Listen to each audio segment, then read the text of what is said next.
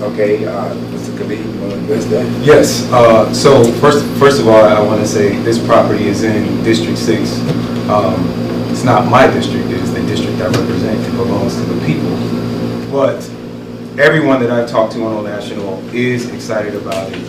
We did receive this IGA 2 weeks ago now, or a week ago in our last meeting, and the developers have come to several meetings of the Development Authority, to our city's Development Authority, and those meetings are public and they are published and their agendas are published. So I think in many ways this process has been much more transparent than some of the others that we will be talking about tonight.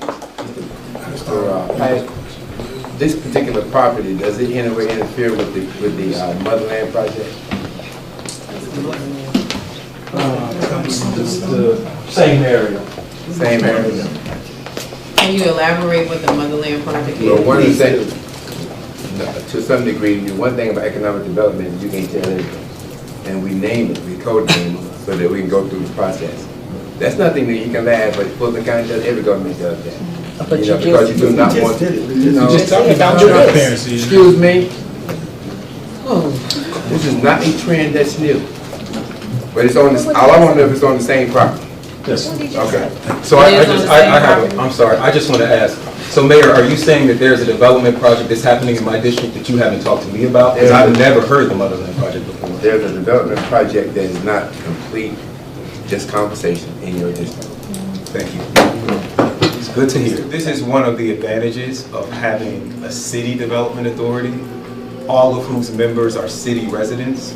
We are deeding the property over to a development authority of city residents to help build the second hotel ever in our city, the first high-rise hotel ever in our city.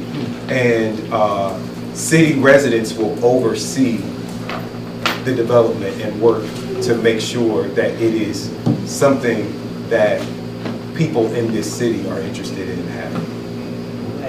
What is the city's responsibility in this? So the bigger picture is that you would be giving these parcels to the Development Authority. They would be authorized to use the parcels for any purpose that's permissible under the Development Authorities Act, which is basically for the promotion of economic development, tourism, industry, commerce. If they did not use these parcels for that specific purpose within 3 years, meaning that if construction doesn't commence within 3 years, then you would have the right to have the parcels returned to the city. And if they don't complete whatever project they commence within 6 years, then you would also have that right. So I'm going to ask Mr. Wall, our financial advisor, if he could come and just give a little bit more clarity about this process, because it is not my understanding, unlike the URA, which are government obligated bonds that are backed by tax dollars, these municipal bonds might be backed by private dollars, yes, which are not taxpayer dollars. And that is one of the advantages of having a DA. But for those who are confused and haven't attended any of the Development Authority meetings, I would ask if you could just elaborate. I'm not confused. So Development Authorities act as a conduit for-profit private companies. And there are two ways that you can Development Authority issue bonds for a for-profit private company. One is a tax-exempt bond issue if they're manufacturing, or say they were a hotel and they wanted to run their financing through the Development Authority. The Development Authority nor the City of South Fulton would be responsible for any of the debt. They would be using the Development Authority what we call a conduit. The other reason to issue debt through Development Authority is tax abatement.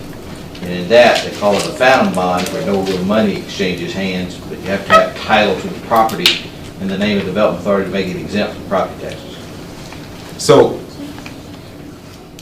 in layman's terms, what I understand about this Development Authority is, in the same way if you are an individual and then you set up an LLC or an incorporation, you can go after that corporation, but you can't go after me as an individual. So by doing this deal through the Development Authority, if anything goes wrong, they can go after the Development Authority, but they actually cannot go after the city. Correct, and the Development Authority in the documents would force the company, whoever it was, to indemnify the Development Authority so that they couldn't go after the development authority. They'd indemnify the development authority against all actions